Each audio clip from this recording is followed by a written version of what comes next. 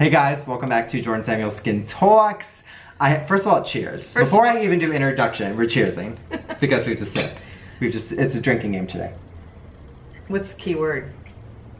The. Good luck, everybody. So I have a very special guest today. Her name is Ariana Lallone. She is a former principal dancer with Pacific Northwest Ballet and current star of Teatro Zinzani. Google her, please. We'll put her name here or down below in the links. But I wanted her here for many reasons. She's my best friend, A. So, hi, welcome. Thank you. B, she is a wealth of knowledge and inspiration. And she just had a very big milestone, and we celebrated her, well, she celebrated and we celebrated with her 50th birthday. We all celebrated together. And it was amazing. Yes, it was. But going off of actually Caroline Hiron's hashtag, that's not me, speaking of basically anybody from 35 to 40 onwards being sort of portrayed in the media as, you know, the Kendall and Kylie Jenners of the world, which is nothing wrong or against them, but they are not of a certain age. And we were talking about that and talking how we wanted to film a video and speak about it. So I wanted to talk about that, and then we also, for her birthday, celebrated in Italy. And there was, I think, a very big disconnect in what I see in this country and what I saw women sort of representing. And anyway, we're gonna get into all of this. I'm just sort of, you know, summarizing now. A lot now. happened on the trip. Yes. A lot happened on the trip. Wonderfully. And can I talk about my new Italian husbands? Yes, you could. Yeah, Okay. Ariana is now married to 19 different, as I am too. Don't forget about the 3 Frenchmen before that. Oh right, and I'm sure there were some Brits in there too. Yeah. Mm-hmm. There actually were at Sketch. There was one at Sketch. But Cheers. and first of all, we're drinking, which I should have the bottle. We're drinking Right. Ellen Tone sparkling wine, which I just want to give this is like a commercial now too. It's a deserved shout out. So, did you see that hand? That was my husband's hand. Uh-huh. So this is, which you know, oh, that's actually not bad. I'm not gonna, well, I don't know why my hand's gonna do anything. It's Ellen Tone, and that's probably backwards, so that's perfect too. Yeah. It is Elentone, Ellen Tone Sparkling Wine, Washington Sparkling Wine. A wonderful friend who also instructs us. I'm getting off on a tangent. Anyway, the wine's delicious. So let's talk about you. Okay, so first off, happy birthday. Thank you. 2, and I guess this will lead into it. I'm just gonna let you sort of like take the floor here. Okay. Age, obviously in beauty, which is the main thing we're talking about today, is not a concern, but there is the Kendall and Kylie Jenners of the world now representing women of 35, 40, 50, 60, 70, 80, and beyond in terms of marketing and skincare products and anti-aging and all the like crap that I like hate and despise. But also coming from the ballet world too, it is, I mean, it's in that as well. And so now that you have turned 50, is there anything that you feel like is not representing you lovely and gratefully? But then somebody actually recently just, I think it was like, I'm like totally dropping the ball on this. There was a model that somebody, and they said they hashtag that is me, because it was a model actually representing them and their body size and shape and age bracket, and so, which was lovely too, because that's few and far between. So is there anything, I guess, just now that like you really feel like, okay, yes, this is somebody who's taking sort of the reins and running with it and not making age this like, because I feel like for so long now it's been this thing of like, you use retinol and you use these wrinkle creams and you do this and you dress differently, your hair's different and all these things, which is so stupid and not necessary. Right. Well, there definitely is a time frame I have felt like in product land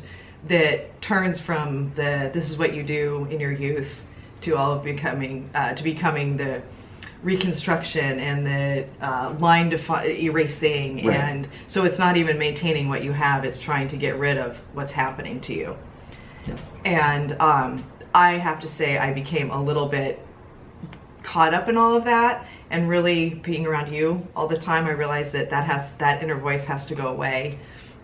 I'm going to go back to talking about age, talking about it in the fashion, skincare and ballet or entertainment world, whatever it is, because I have these kind of defining moments. And one is obviously when you're young and you're out there and you get your job and everything's really exciting and everything's about moving forward.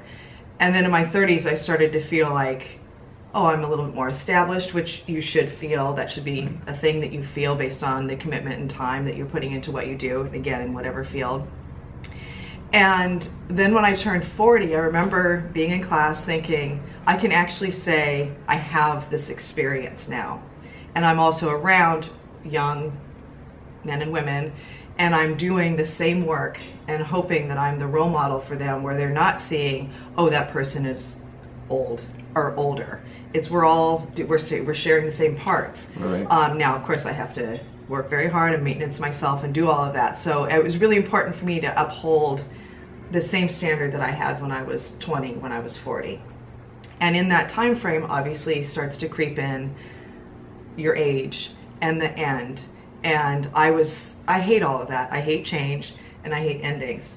And in my 40s to 50s, the ending became a beginning. Right. The change became knowledge, and this other person started to develop in their 40s. And it wasn't as easy. There's definitely challenges. And I kept reminding myself of something that my mom said to me, which will apply to everything that we started talking about. When I was about 12, I said I wished I had legs and feet like so-and-so and looked like so-and-so. And I was all of 12 years old. And my mom said to me, don't ever want to be anything other than what you are.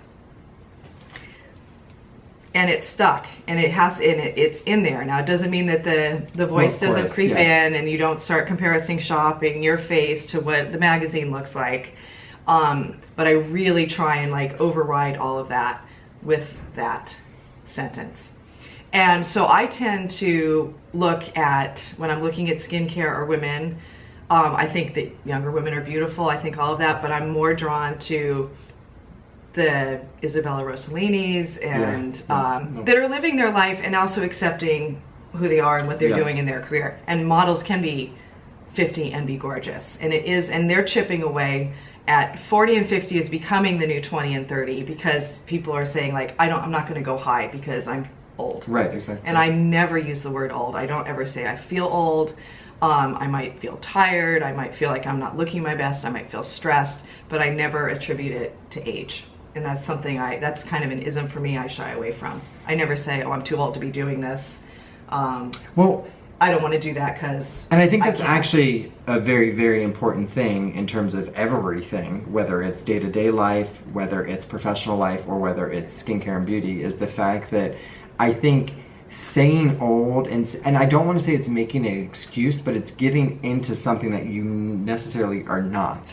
Right. And I mean, I'm going to interject my career here too. I couldn't do that being a 5'11" dancer either. You know, I couldn't use I'm tall as an excuse. Exactly. So I just never said it. Right. And I'll say that was another mantra that came to me from Francia, our artistic director at the time when I first got my job in the company, is that she said to me, when people look in the room, they need to not question your capabilities.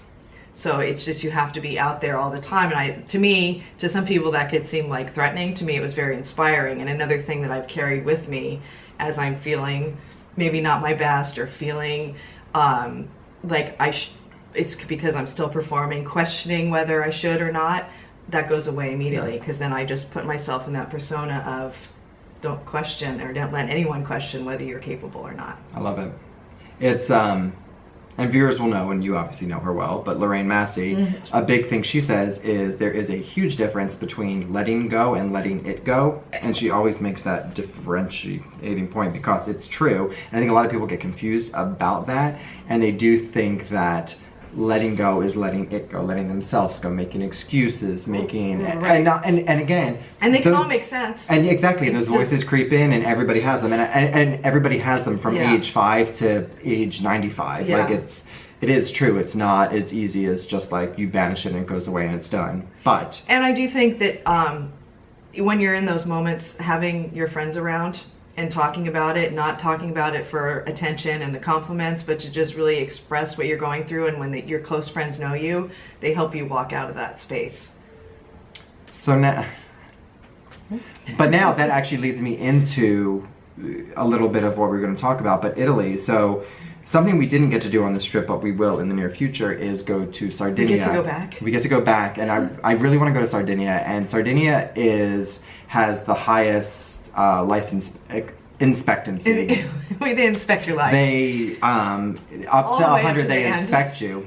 So, but I want to go back to Sardinia because it has the highest life expectancy, and I think, again, I'm dropping the name on the book, I think it's called like the Blue Zone, and one thing about it is, yes, it's the diet, yes, it's X, Y, and Z, but the main part of it was the lifestyle, and the lifestyle of being around family and being around friends constantly, whether it was dinners, whether it was drinks, but to your point just a second ago of sharing your experience and going through it with somebody and having somebody to bounce ideas off of it and change and hardships or, you know, celebration, but always be there with somebody and letting it out and letting it be known. And learning from what exactly people have right, to say exactly, about yes. what they see your Yes. perspective from the outside. And so with all that being said, while we were not in Sardinia, we were in very close proximity with Sicily and Capri. But did you feel, because I felt just looking at it on a very, very surface level, but did you feel a difference in the representation of age, both for women and men in specifically Italy? I would say specifically. Well, actually everywhere too, Rome and Napoli. I think what I started to notice the most was, and maybe I don't know which came first, but there's a certain the chicken. Right, thank you. There's a pace of the day. I mean, granted, we were on vacation, right. But you know, you get wrapped up, and you can see people talking in families that were at dinner. I will say that everyone no one was in a hurry.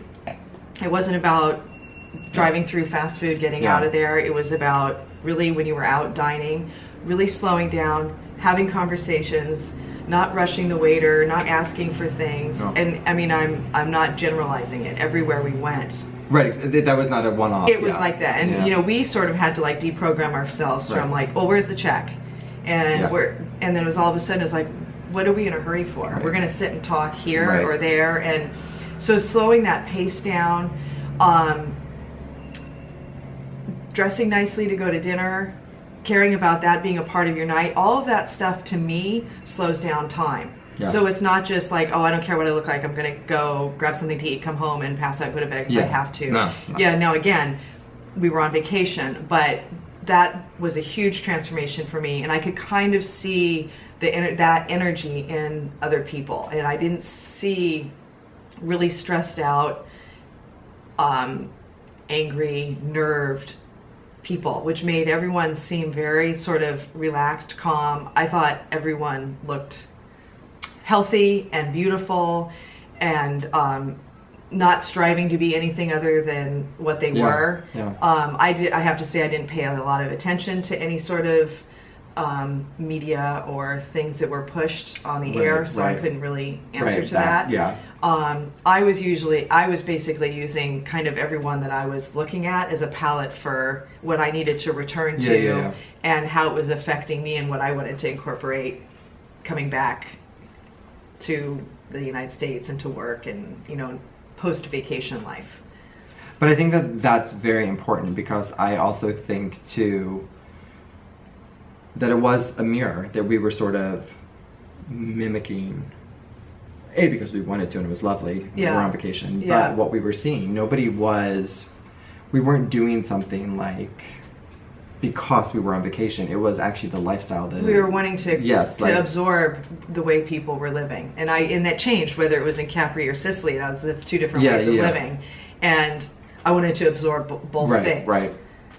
But I definitely feel like, you know, there's the slow food movement and there's all this stuff, but it's true, and I don't think there is. So apparently there are the two where life expectancy is the greatest is, I think, Okinawa, Japan, and then Sardinia in Italy. And they both have, if you read about it, again, it has to do with the seafood, it has to do with green tea, it has to do with olive oil. It's basically fresh food, not processed slow food, antioxidants, preferably organic.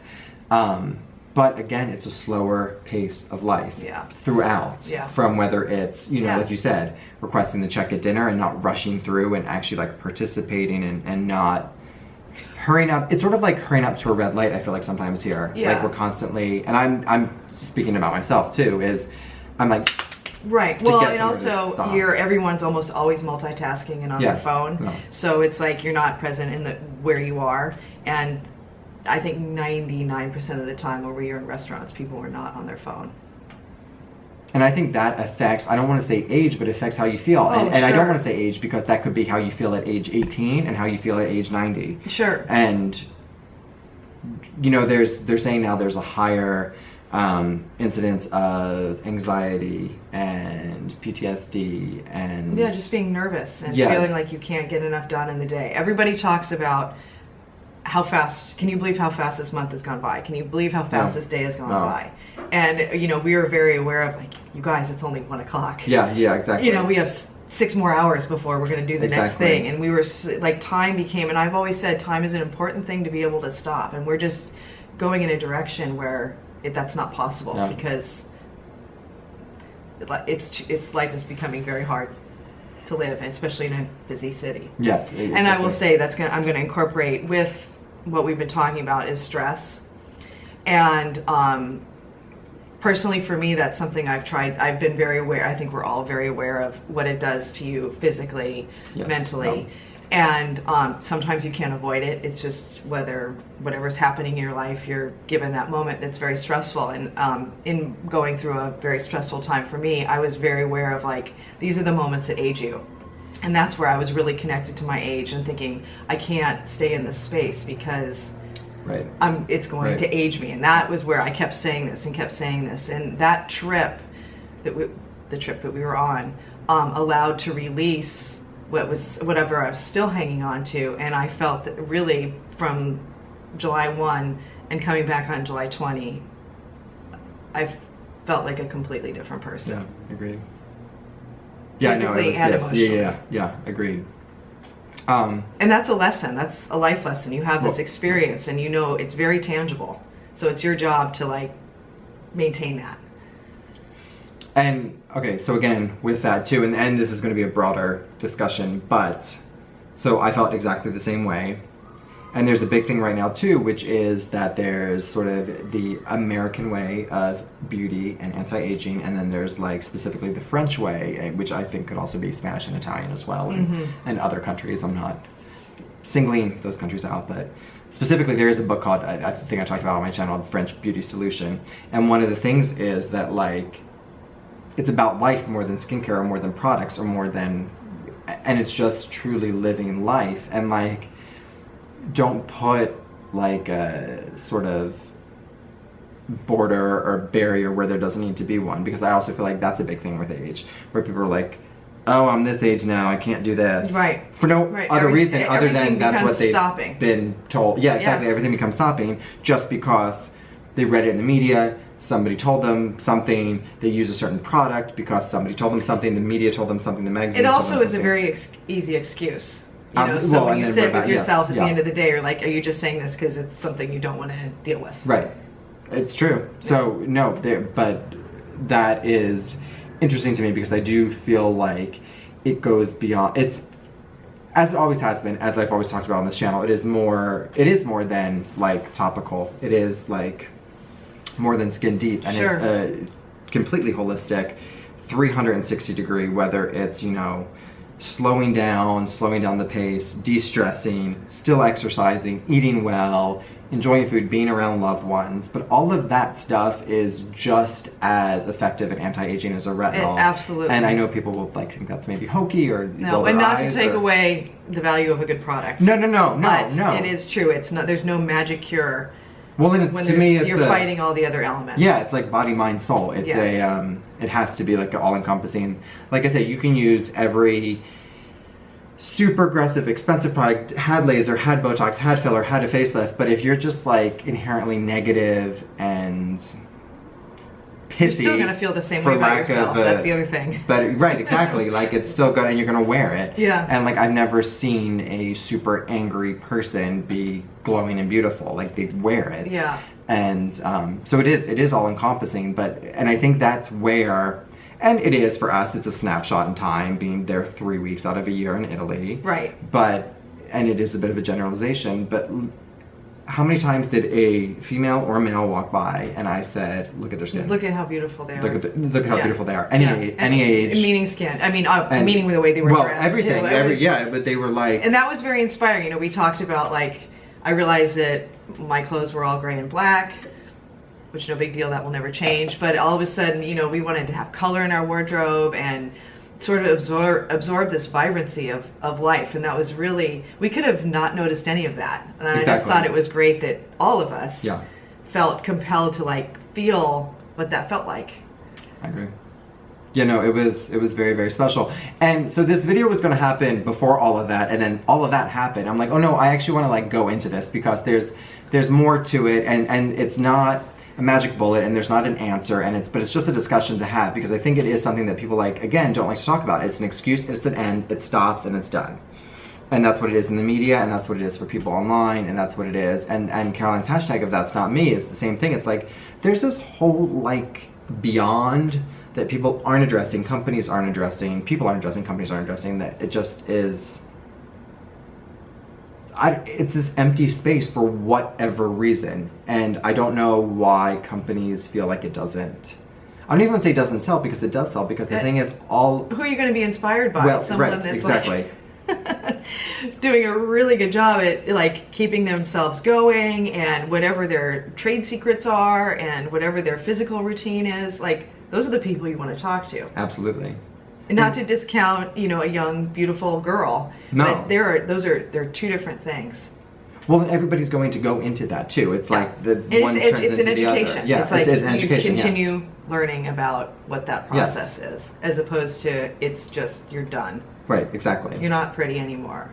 Nobody's interested in you. You know, those things happen. They're terrible things. And how do you know that? You know, so you have to fight the inner voice, fight what maybe someone said to you. You know, the world isn't perfect, and people can be hurtful, and your job is to plow through that.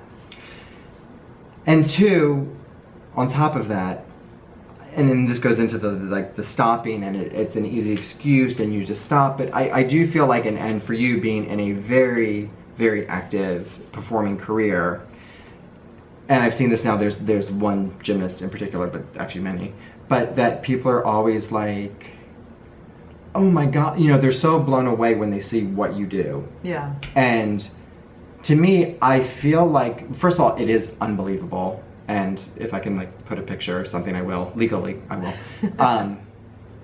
But again, I always hate that, because I'm like, well, yes, she's working her ass off, so yes, it is impressive and it's amazing. But then I think people in their own profession, it doesn't have to be a performing career, it can be anything, are cutting themselves short just because they've thought or been told or put themselves in a box of, oh, I'm this age now, like now we transition to this. Right. Or now we like... This can't be your I'm thing supposed anymore. to be retiring, I'm supposed to stop working, I'm supposed to start wearing this, I'm supposed to like... And because of that, wearing that sort of hat... Or boundary. I don't want to boundaries. I don't want to say ages them on top of... Yes. But it does. And age is what's doing it, actually. Where that information is coming from people. You know, if you're doing the work that's expected of you. I mean, yes, that's one thing. Right. The age is what creeps in and starts those comments. And if people don't know how old you are, then it shouldn't matter. Done. Like, right? To me, end of sentence. Like, it truly is. And I feel like, and I'm bringing that up because in your current and my former professions, that happens all the time. Sometimes you do have to change.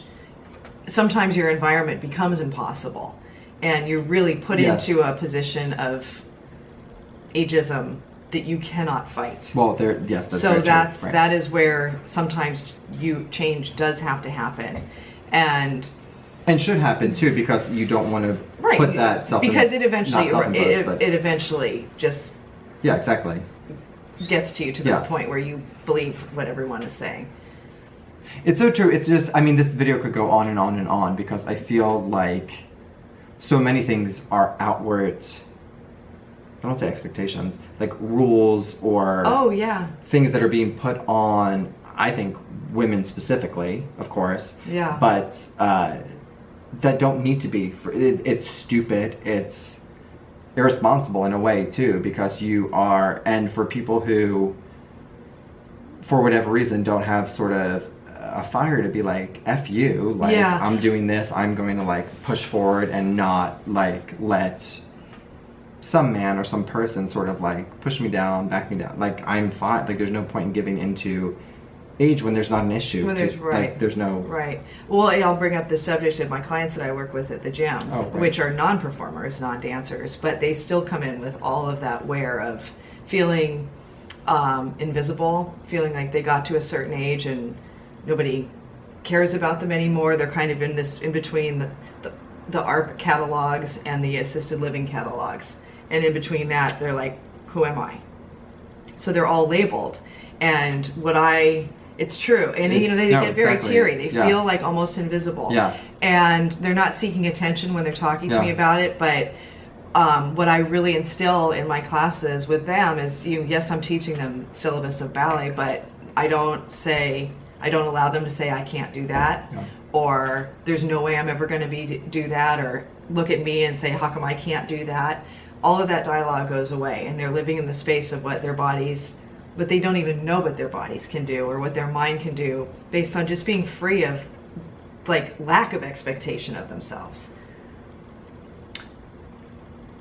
And again, I don't want to generalize by saying it's mind over matter, but I feel like in a lot of these issues for people, it is mind over matter. It's an easy so way many to things start. are being put, yes, absolutely, because things are being put, or again, people are being sort of put in this box, and it is mind over matter, because no, you were not like, go and be your bad self, and above 35, 40, 50, 60 doesn't mean anti-wrinkle creams and stay, if it's you and that's what you want, and you do also want to like stay in and be a homebody and do all those things, that's great. Right. But like, don't do it just because it's imposed by marketing companies or beauty companies or things are all, it's messy. I think it's messy, and it doesn't need to be, and you're the perfect example of what it should be and what I think it is. I think there's a tide that's starting to turn, and funny enough, again, we're getting pushed into be who you are, and there is. You look at the Europeans, and they're already there. Yeah, and so I do feel like for us, we're a little bit behind,